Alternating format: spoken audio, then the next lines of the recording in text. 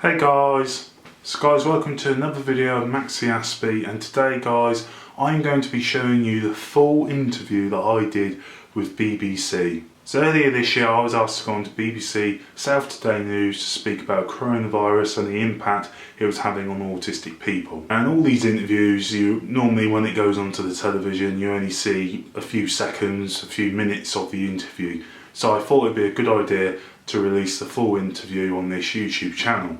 Through coronavirus I've still managed to keep up doing the public speeches, and that's been over Zoom conferences. Some have been in person following coronavirus rules and restrictions and guidelines. However, the majority of them have been done online, and that was including the autism show. But unfortunately I can't show you the autism show one just due to guidelines and some of the rules that they had this year. But next year when I speak at the Autism Show, which was a great event, I'll be able to film it myself like I've done the previous year and upload it that way. So guys, apart from this video, we have one more speech coming up, and that was for Family Voice Surrey, and that'll be coming up soon. But guys, for now, please enjoy the full interview that I did for BBC South Today News.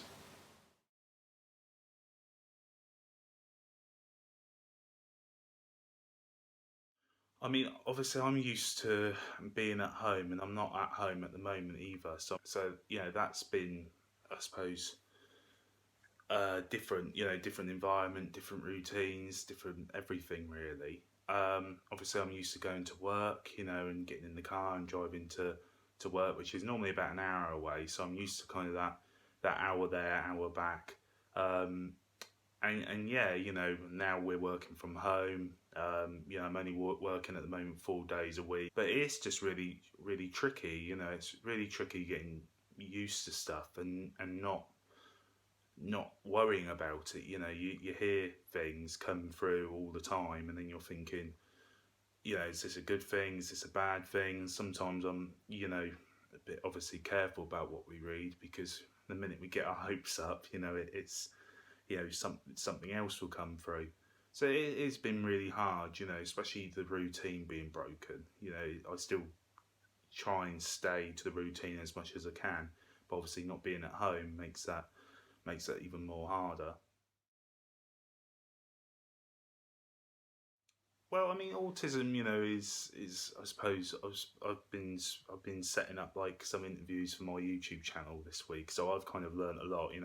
I'm kind of learning other people's thought process as well. I mean, but I think autism, someone said to me, it's almost like a different language. We're kind of programmed a certain way, and if anything out of that norm happens, it's harder for us to, I suppose, adapt to it and go with that change.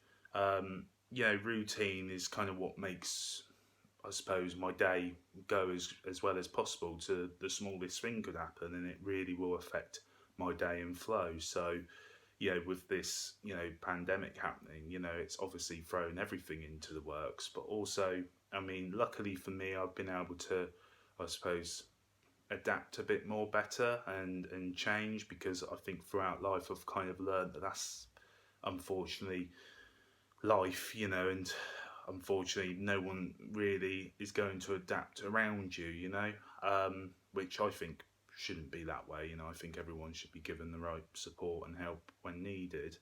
But it can just totally ruin your day. I know some people who are getting if the shower doesn't work, for instance, it will ruin their whole day. It will throw everything off guard. So it can really be tricky, especially when that routine breaks. I feel anyway, when my routine breaks, anything else that good will happen, I will completely ignore, and I'll focus on the bad. Yeah, I mean, I also, spoke about like the emotional impact, that the pandemic is having on everyone. So obviously I do weekly YouTube videos anyway, and speak about the issues, that centre around autism.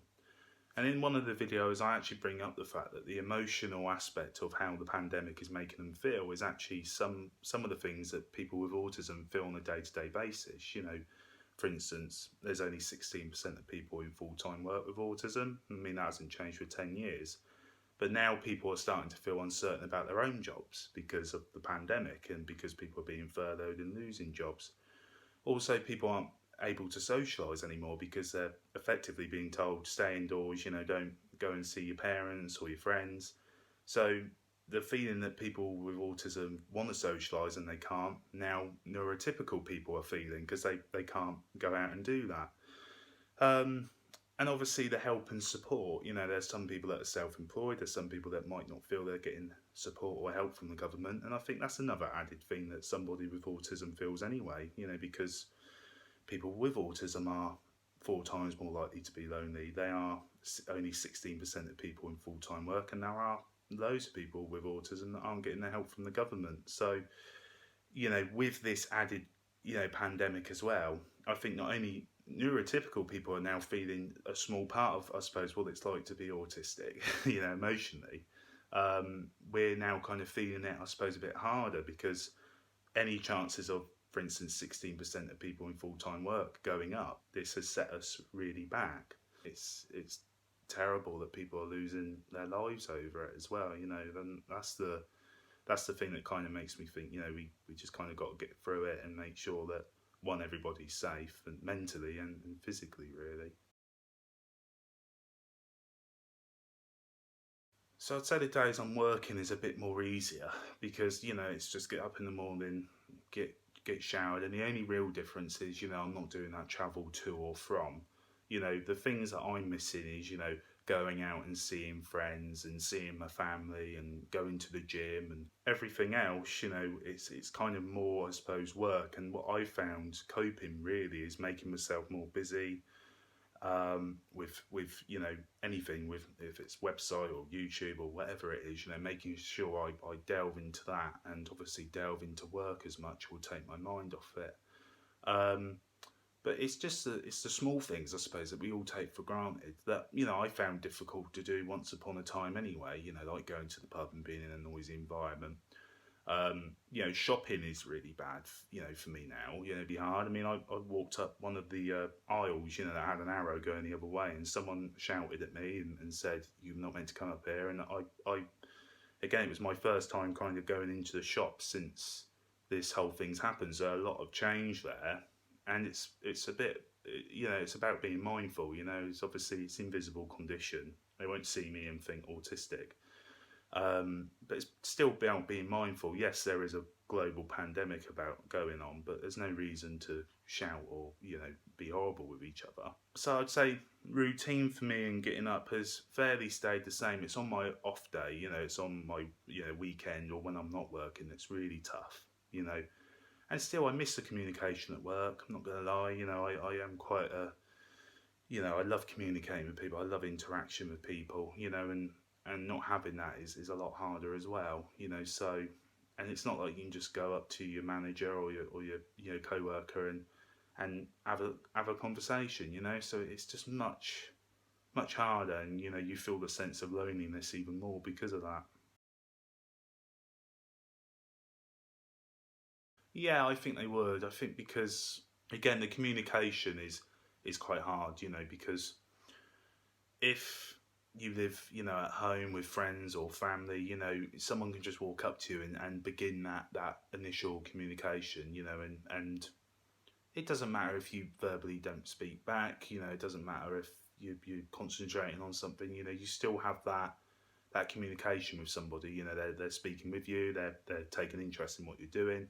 With video call, it's just not the same. It's not the same as having someone in the room with you, and that I think that becomes tougher. Some people will not want to call for that reason because actually it will remind them of I suppose the situation and what they're feeling, and it can bring up more of those feelings which we tend to shy away from because we don't want to feel, I suppose, bad. Also, there is the sense of, how do we initiate that conversation? I can't just ring so and so. They might be doing this, they might be doing that. Oh, but what happens if they don't want to speak to me? So there's all these kind of thought processes goes in our head anyway, when we're in person with somebody. But I suppose the added, thing with it, is we sometimes people just don't want to initiate that because I suppose they're scared of what will come out of it. But also, you know, I think it could be a benefit as well to people with autism. I'm feeling that a lot of people might use the situation now and feel yeah, a bit more confident in speaking to their friend over video, because it's not that kind of intimidation of walking up to somebody and initiating it, you know. So I think with the video calling it, you know, I certainly have saw, I suppose, more positive from it, you know, that I can ring my friends and they're not going to think I'm weird for video calling them because of what's going on, you know, and I think there have been some positives over it with the video call aspect, you know, especially with people you know, with autism. I've just been able to call and have that conversation, as before they might be thinking, why is he calling me? So, you know, I think it's had its pros as well. I think it's about setting a routine. I think routines really do help. You know, it just sets the foundation, I think, for the day, to the point when I used to get up, my mum used to do me like a little Velcro chart because I was terrible at getting up and, you know, going to brush my teeth and getting changed and all of that stuff. So she set like a Velcro kind of chart. So every time I'd done something, I could pull the strap down and I knew that I'd done it. So foundation's important. I think it's okay to talk. I think, you know, some people you know, might be afraid of speaking, and there might be an issue there that they're not aware of. So speaking definitely helps. You know, doing a day-to-day diary, I think, really helps. Yeah, because some people can't really communicate how they feel, but they might be able to write it. So keeping a day-to-day diary, I say you know, video logs can really help. You know, just let them do a video log, and you know, you can even watch it back in 6 months and say, okay, see how you were feeling now. It might actually show we take things for granted quite a lot. So speaking, communicating, video logs, diaries. Also, what I've been doing is I've been picking something I really want to learn. So at the moment, I'm trying to learn, again, keeping myself busy. I'm trying to learn different languages because you know, I've never really tried to, you know, before. When I was at school, I didn't really find it interesting, you know. So now I'm like, okay, let's try and learn something new for the day. So, you know, just keeping the mind busy, keeping the communication going, and let them know it's okay to get upset. You know, let them know it's okay to have a meltdown. Let them know that we're all feeling, yeah, this way at the moment, and it's okay to be upset. And I think the most important thing is just spend time with each other. You know, do something special with each other. You know, if it's once a day or whatever, twice a day or once a week or whatever, just do a special activity that you can do that's within inside the house that you think is going to get everybody kind of a bit more happier and a bit more upbeat. I often become quite disorientated. You could say something to me and I won't quite actually pick up what you've said. You know, I'll probably go, oh yeah, and you could have said, you know, I don't know, is there a fire over there? And I'd have went, oh yeah, you know, and it's totally, you know, not topical at all to what someone spoke about. You know, I also get quite, you know, I start getting flustered, I start sweating, you know, I start panicking, I start, you know, I make not, I tend to step away now because I realised when I was quite younger that I just used unlogical decisions, you know, and that's because I was kind of not thinking logically. So sweaty, flustered, not really aware of what's going on around me, and if anything, you know, I just want to be kind of on my own for that moment, you know, just to process it. So it's about the sensories. The sensories will become too much. It's the processing, you know, and it's the people, you know, around me that it becomes a bit too much, you know, and I suppose logic and any sense of awareness for myself goes out the window really. And you know, it's okay to say, you know, are you all right? Do you want to, you know, step aside for a moment, and you know, just make sure that they're, I suppose, really listening to you. You know, just block that out for now. You know, so you're speaking with me. You know, are you okay? You know, do you want to go somewhere quickly? And you know, 9 times out of 10, we might say we're fine, but if you feel that we're not, you know, it's always about saying, look, if you're sure, but I think we should, you know, go away from the situation for a minute. That's a good question. I think it will stick in our minds more, and we'll definitely worry about it more. Um, you know, I am quite an anxious person. You know, if something really bothers me and is struck with me, it will stay in my head a bit, probably longer than what it would other people. Neurotypical people will probably see it and be able to get onto their day. They'll worry about it, but then they'll get on with their day as normal. As somebody with autism, I find with myself anyway, it will stick with me. So yeah, I think as well as that, we got to be careful of media, because there are obviously legitimate sources out there, but then there are some sources that will say, blah de blah de blah, and it's knowing what to believe and not knowing what not to. And I find a lot of even including myself, I'll read something, I can go away and say it to somebody, and they go, "Well, that ain't true." Yeah, and I've probably spent a good long time worrying about that when really it's not legitimate. So yeah, I think at the same time it will stick with us, and we'll worry about it more. Yeah, I mean, I only kind of put the news on at about 1 o'clock. I just see the headlines, and that's it. I just shy away from reading and online and things, just because I know the amount of times that I've read something and it's been wrong, especially when things get shared over in social media. A lot of the time it's wrong. So I'm just really careful that I'm listening to respected kind of news providers that are legitimate, that are proper reporting, and not listening to kind of things that are posted online, because that's the kind of dangers of reading. Believing everything that you read is half the time it's not, and be better to watch a proper legitimate news provider, really.